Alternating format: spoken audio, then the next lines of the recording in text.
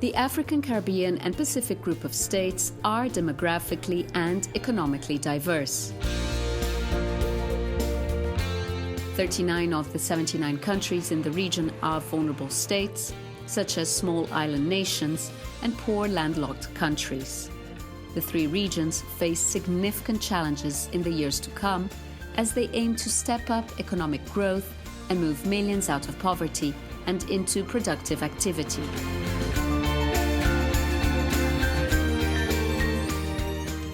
The Secretariat of the ACP Group of States, responsible for the executive management of the ACP Group, believes that the key for achieving this objective lies within the private sector. Recognition of this led the ACP to formulate an overall private sector development strategy, which was presented in Brussels on the 10th and 11th of November 2014. Approximately 100 participants representing public and private sector stakeholders from ACP missions, embassies, ACP regional economic communities, and other development partners attended the high-level symposium where they discussed how to shape ACP's private sector development strategy over the next 5 years, assisting member states to grow their economies in an inclusive and sustainable way. It is providing a platform for dialogue. We're hoping to be able to exchange views and ideas and thoughts going forward. We're hoping to learn from each other's experiences, and we're hoping finally to be able to agree to build consensus going forward about the strategies that we would agree to have in place. We are paving the way to facilitate cross-fertilization of initiatives, but at the same time to pave the way for improved intra-ACP trade and business, and also enable the private sector to play its role as an engine for poverty reduction and sustainable development in ACP countries and regions. Two consultants who conducted a consultation of stakeholders in ACP regions and capitals shared at the symposium their concrete recommendations on the operationalization of the private sector development strategy in ACP countries and regions. What will be new about this strategy is that the fact that the strategy will try and achieve transformational benefit, transformational impact for the ACP group of countries, for the countries and the region. There are several challenges. Amidst those that I can point to right now is a resource challenge. There's an implementation challenge where we need to move implementation closer to the ground, closer to the beneficiaries. There's an issue of capacitating a lot of the beneficiaries. We have a lot of informal actors in the private sector. We need to bring them into the formal sector, and we need to increase their skill and management levels so that they can participate more meaningfully in the private sector. Over 2 days, the participants discussed mechanisms to help stimulate the expansion of the private sector in ACP countries, all the while bearing in mind that this positive strategy must be adaptable to all regions. We are talking about 79 countries that are very diverse, and by definition, Africa is diverse. Southern Africa is diverse. So it would mean you have to adjust, you have to adapt. This is why one of the most interesting principles of this strategy is adaptability, meaning you are going to adapt the principle, the policies to a specific area by taking into account its culture, policies, government, and governance.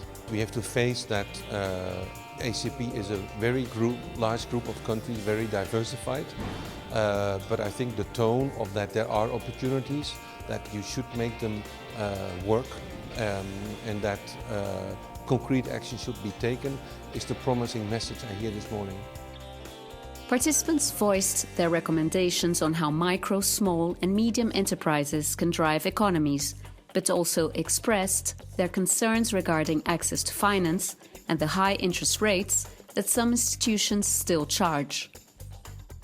The debate this morning until now has been on the issue of access to finance, feasibility of ACP, and how ACP private sectors can be able to have access to future financing provided by the EU for their own private sector development needs. So if there's going to be real tangible developments on ground, institutions like EIB must be able to transform itself to come on ground in the islands, in the ACP states, and work closely and meaningfully with private sector developments to take their course of action and to be able to support them in assisting implementation of key development projects. The major core constraint of the access to finance can be institutionally established through Act of Parliaments by the member countries, so that we have an institution that will be able to serve the microfinancing of MSE through a sustainable way, through ACP participation. What matters is how the public sector can be engaged with the private sector, so that we can be able to sensitize them the need of establishing this institution that will provide sustainable services to the success of the document.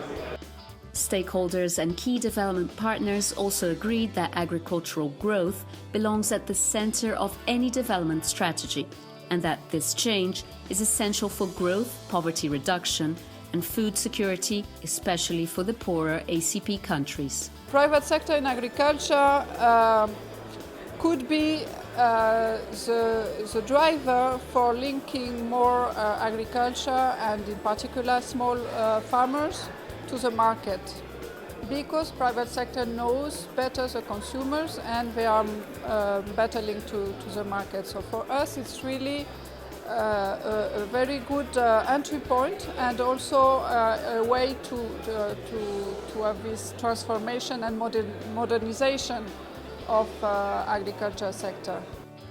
The symposium recognized the vastness of the informal sector in the ACP and the critical need to improve the level of formality. The informal sector needs to become an important target group in the PSD strategy, and interventions must be designed to support growth and pave the way to a formal economy. The high-level symposium presented an excellent opportunity for stakeholders, regional communities and practitioners to engage in a constructive discussion where all agreed that the economic development of the states will not progress without the private sector, which is seen as the engine for economic growth and poverty reduction in ACP countries and regions.